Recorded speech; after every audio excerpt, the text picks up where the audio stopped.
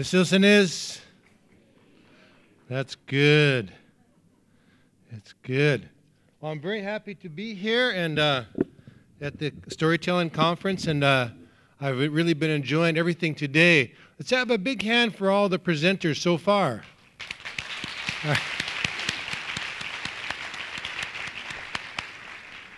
Where I come from, a little small community, we have a lot of protocols that the elders advise us to observe. And one of them, they say, when you go someplace amongst people, they say you should honor your host, honor them, show them some respect, acknowledge them. And so one of the ways they say it's good to honor your host. Since I'm your guest here, one of the good ways to do that is to sing for them. So I'd like to offer a song for all of you here. I guess you could say I'm a guest, but also I'm anishte too, because my wife is from Turkey. She's right there. You can wave. We have a little daughter there. She's half Turkish right there. Yeah.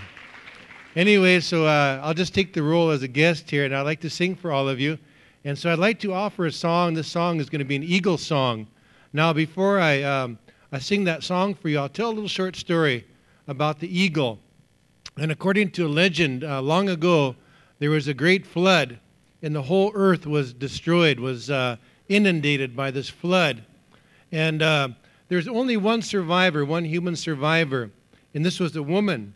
So this woman was rescued at the last minute by a great eagle. So this great eagle came swooping down from the heavens. The eagle came down and then plucked this woman from certain death out of the floodwaters. And this woman flew, the eagle flew with her, took her across the waters, and they flew in search of a place to land. There's no place to land. Finally, in desperation, they sighted one place left. Only thing left was the top branch of the tree of life. And there they landed, and there they were safe from the flood. And there they waited until the floodwaters began to recede. The waters went down, and eventually the earth appeared. And as the floodwaters continued to recede, the earth became broad, became beautiful, became green and colorful, fruitful and abundant, very fragrant, just like today. And so according to this legend now, it's just a legend, from this eagle and from this woman, from there descended the human race. Human race came from there. And they spread out, all the descendants spread out all over the world, every place. And now that's the legend. But there's an addendum, or another part that's added on top of this, because the prediction is, or the fortune, or the prediction is that someday the descendants would all come back and see each other. And we see this. Different parts of the world, you see that the mankind, tidal wave of humanity has overflowed boundaries, and we can see people of all kindreds, all diverse peoples intermingled in different parts of this world. So we see that. And just like my little daughter I was pointing out is a result of that as well. And this, there's another part of this legend that says that someday a generation would appear and they'd be able to open their eyes and to see that spirit of the eagle within each other's hearts. We know that there's war, continues up to today, but this legend tells that someday a generation would appear like this. And so that recognition is like that spirit of nobility. So I'd like to dedicate this eagle song to all of us eagles in here. You have to use your imagination. But the eagle represents our ability to activate our wings of knowledge, wings of understanding, and to soar to great heights together. So with that, I'd like to dedicate this song. It's a song of the eagle that's flying early in the morning in the pre-dawn darkness. And this eagle somehow is inspired to fly up out of the darkness. So the eagle begins to ascend, begins to fly up. And the eagle flies so high that the eagle sees the light coming into the world. And at that moment, the eagle cries out in joy. He says, "Mie trokahe ampetu owakie." In other words, he says, I am the first to fly with the new day. Next part says, "Wambaligaleshka naha nunka san hea u chanke mie trokahe ampetu owakie." In other words, and this is what the golden eagle and the bald eagle say as they fly with the new day. So it doesn't matter what kind of eagle you are, any kind of eagle that you see. Doesn't matter, you could be a golden eagle, you could be white, you could be brown, you could be black. And like here today, I noticed there's quite a few bald eagles. So I'd like to dedicate this song to all of us eagles here and the eaglets, like my little daughter. This is our day to soar.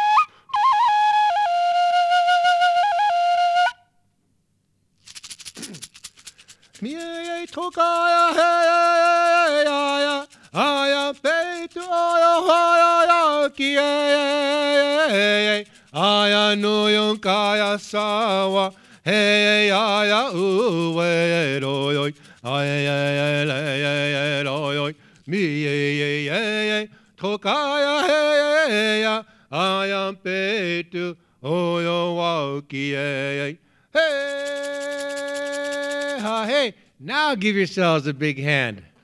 That's for all of you eagles out there.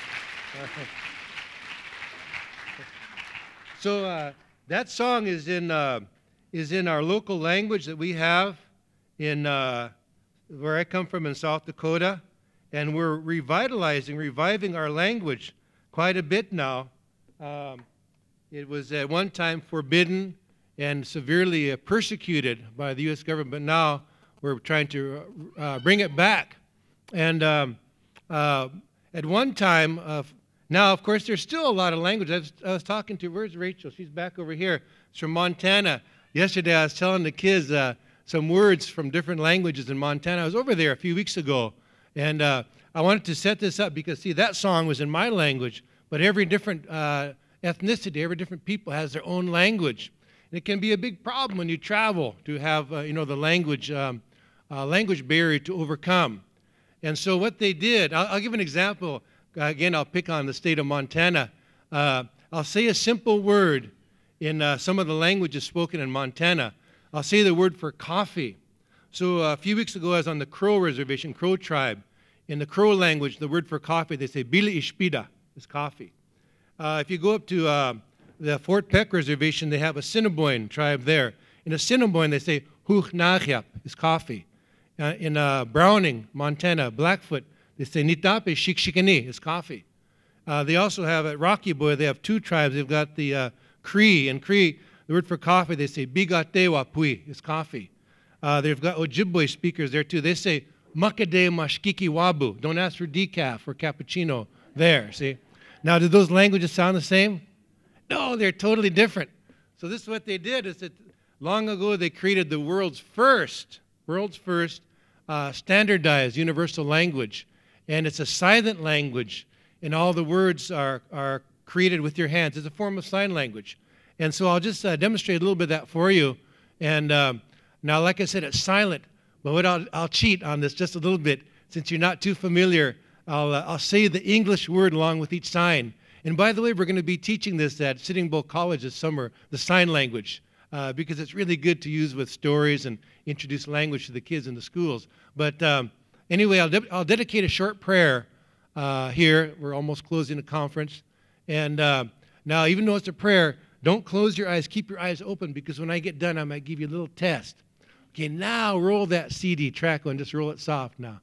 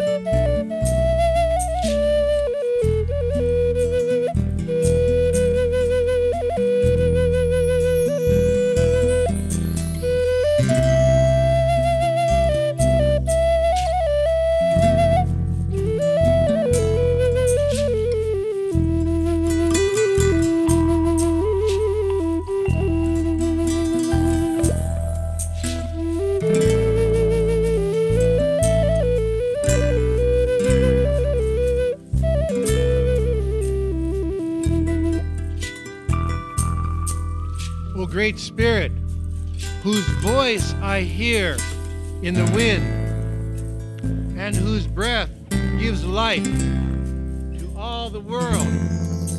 Hear me, I am small and weak. One of your many children am I. Let me walk in beauty and make my eyes always behold the red and purple sunrise. Make my hands respect the things you have made, and my ears sharp to hear your voice. Make me wise that I may know the many things you have hidden in every leaf and rock. I seek strength, not to be greater than my brother, but to fight my greatest enemy, myself. Make me always ready to come before you with clean hands and straight eyes, so that when life fades like the fading sunset, my spirit may come before you without shame.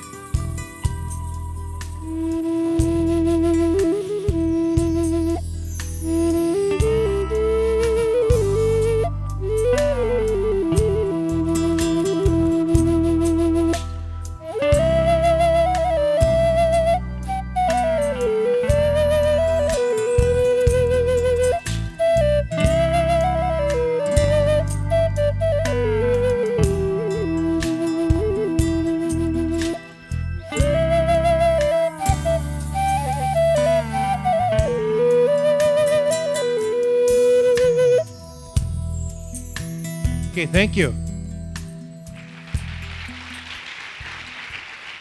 All right, thank you. Okay, so now I'll just give you a little short test. You'll see what how easy it is, and the way I'll do the test, I'll say a word. I'll say the word in English. Remember, it's a silent language. So I cheated. I said the English word along with each sign. So now for your test, I'll say the word in English, and you all make the sign. Okay? I'll think of something hard now. Okay, yeah. Show me the sign for voice. It can be talk, speak, tell, say, all those. What is it? One sign. Very good. You can go like this. You can use your left hand or your right, either one. That's what you call bilingualism, right? No. Oh, I forgot to say our word for coffee in my language. It's Starbucks. Oh, yeah. Okay, show me the sign for to hear. Very good, to hear. How about to behold or look or see? How do you do that? Very good. How about the sign for walk? How do you do walk? Walk. Very good. How about the sign for sunrise? Remember sunrise? Like that. Very good. How about sunset? Just very good. You guys are doing so good. How about the sign for a leaf? A leaf. The leaf. Very good. Just like that. How about the sign for rock? Rock on. That's good. All right. How about the sign for wind? The wind. Very good. Just like that. Yeah, of course, you can't see the wind, but you can just see the effect of the wind, like over the treetops, grass, water, snow, like that. And now, hey, I'll give you a couple extra credit questions. All right, I know a lot of you are students here, and so we'll do these together, and then you figure out what it is. So everybody try this. Put your hands up like this, everybody. And now just move your fingers and bring them down. What's that? Rain. Yeah, English you say rain. And there's over there where I live, they always say, ask if I could do a rain dance. But actually, I never saw that. Where I live, it's on one side of the river, it's all tribal members, Lakota people. Other side is all German, ethnic, they call them German Russians. And it's interesting, the older people, their passports are all stamped Odessa because they immigrated from the Ukraine, and they came right through here. And when they got to New York, they sent them out to the Dakotas for homesteading. But anyway, I always say that when we want rain, we just hire the German polka bands to come over and play and dance. That's how we do it. But anyway, that's rain. Now try this one. This one starts out a little bit higher.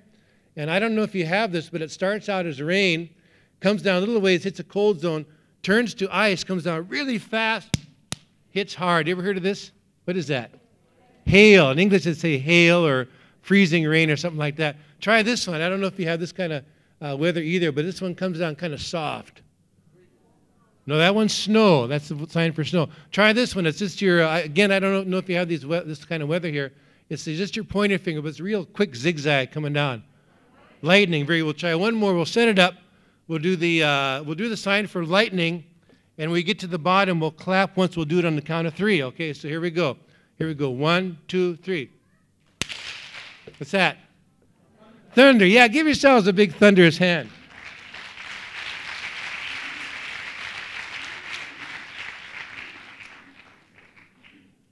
I'm going to go a little bit overtime on this here, so, but I wanted to do that.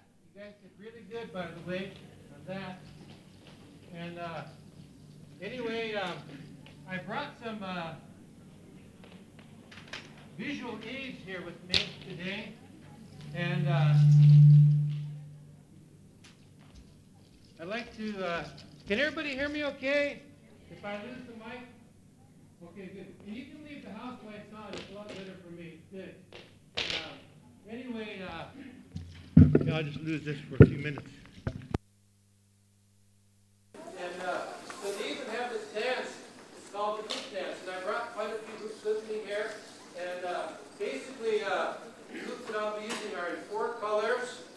It's black, red, yellow, and white.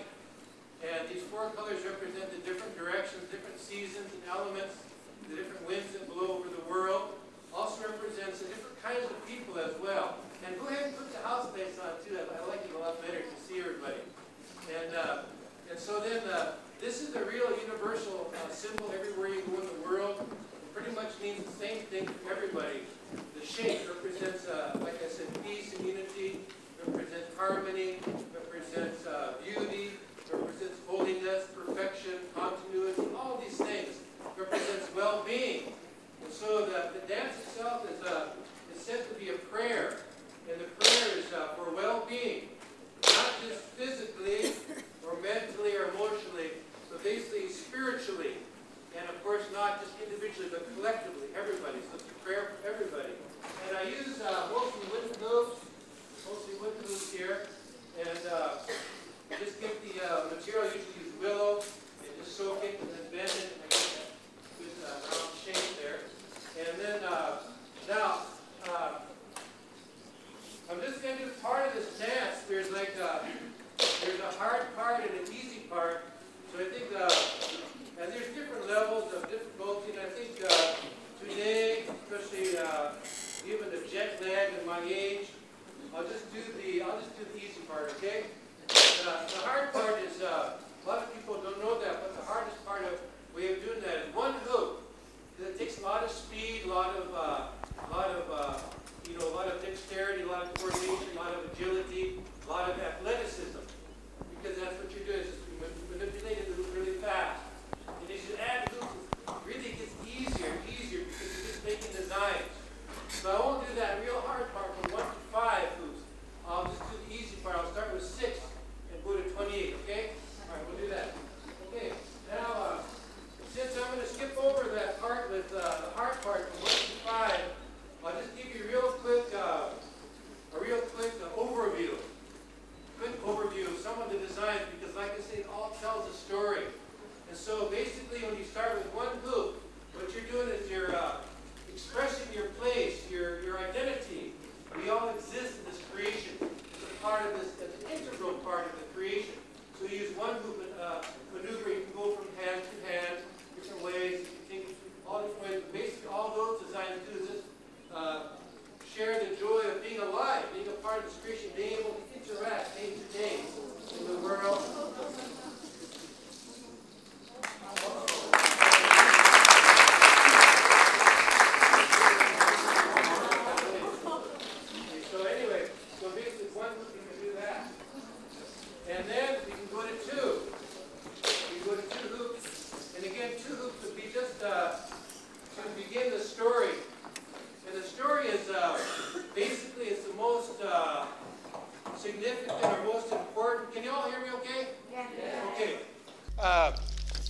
What we reproduce or recreate is designs that remind us of the miracle or the phenomenon of spring, which we can see in full effect now outside today, especially this in this latitude that we're in.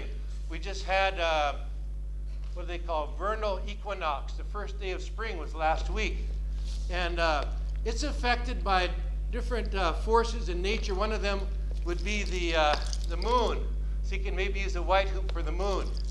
But the main one, of course, is the sun. The earth is rotating, and every day it becomes longer and longer. And we can see all of creation is reaching up to receive the embrace of that energy.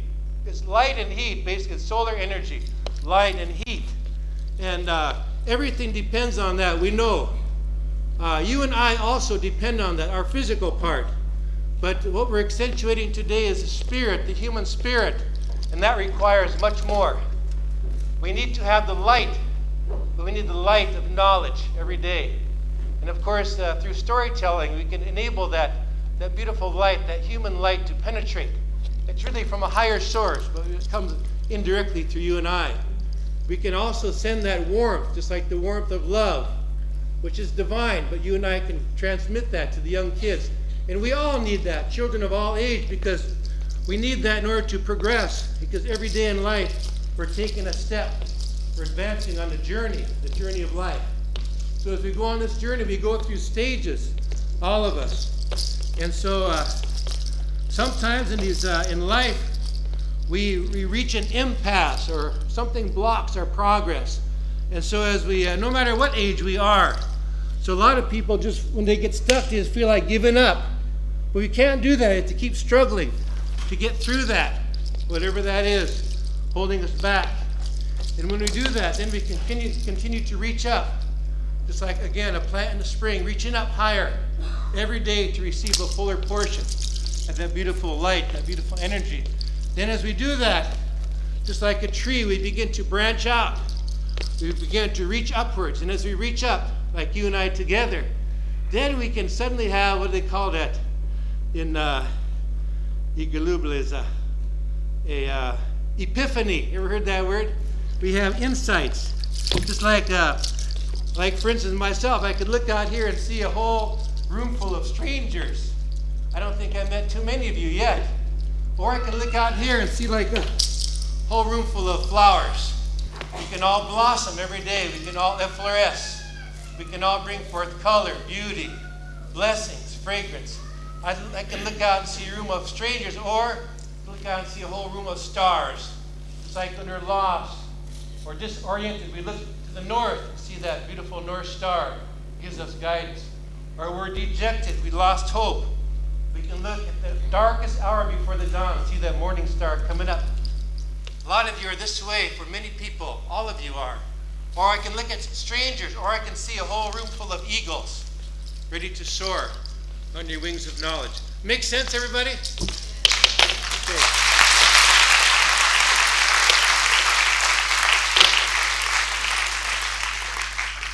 Okay, again, so what I'd like to try and do is to get through this, and then as soon as I get done, I did bring some extra hoops, and I'll just take a few minutes, and we can probably get a few volunteers, maybe about 10 or 15 volunteers. So just put that in your mind. In about maybe, oh gosh, I'd say about 7 or 8 minutes, we can ask for a few volunteers. Does that sound all right?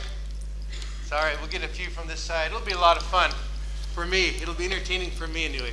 But in the meantime, again, it's a story. It's like the unfoldment of springtime. But you know, as we know, the springtime that we really want in the world is a springtime that autumn and winter can never overtake. And where does that happen? Right in here. That's right. So that's what that prayer is all about, right here. Is everybody right? So if you see a design in there, you can applaud, but don't applaud me. Just encourage yourself. Like I say, the colors represent different people, like all working together. So go ahead, track 3. These are some recordings from back home, some singers. Here we go. They're actually from Montana, these singers here.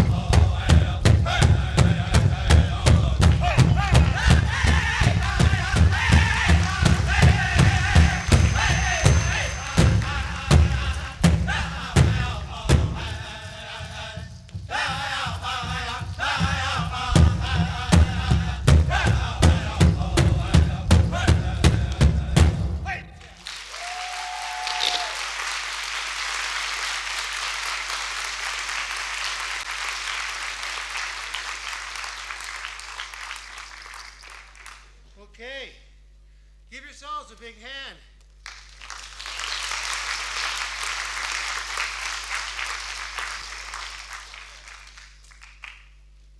Wasn't that easy? So easy. So again, what we're doing here, it's a prayer. And the prayer is that we can achieve that reality. It's a story too, of becoming our fullest, achieving our highest potential. To be like that eagle that can soar aloft. We can claim our innate nobility, our purpose, our vision. And what does that eagle see? What is that vision when it soars so high? Does it see all these barriers of a race, ethnicity, nationality, or language? No, can't see that. What the eagle sees is this. I made that design. You can see it. It's a model or a diagram of the world. You can see it's comprised of all the hoops, like I said before. The hoops represent peoples, diverse peoples, and it's also my crystal ball. See, you ever heard of this crystal ball? I don't know where that idea comes from, but in the crystal ball, you look through it, and you can look into the future, see? And I can do that.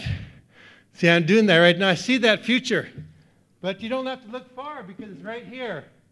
It's right now. It's all of us. It's all of you and me together, working together, realizing that we all have something so important, so integral to add to the aggregate.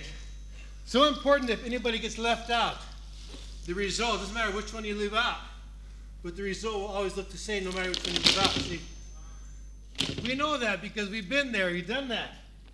But what we're accentuating here is our ability to create patterns of unity. Just like how do we interconnect? How can we advance? The answer is together. We can advance on that journey together. As we advance on that road, surely we have a lot of obstacles, as we know. A lot of hatred, prejudice, ignorance, all of this. But only together can we go beyond that, cross that bridge or go beyond that rainbow. And of course, from there, the only option is to go up, to achieve that summit, that pinnacle. Then what do we do from there? Well, the only answer together is to activate our wings, to soar together. And as we do this, then we can envision and see how it's possible to create what we all need, which is a sense of security, a sense of safety, because every eagle needs a nest. We all need that. Like the school here is good for that. The kids have that sense of purpose, sense of belonging, a place where they can stand, a place where they can open their eyes, a place where they can stretch their wings, a place from which they can soar. So with that, I think I'll skip over that participation. I already went overtime, but nonetheless, I do come to Turkey. My wife's here, and if any of you want to invite me to your school or something, I'd be happy to do that. I've got some cards for that. But everybody give yourselves a big hand. Thank you so much. A big hand for the college. İhlas Koleji.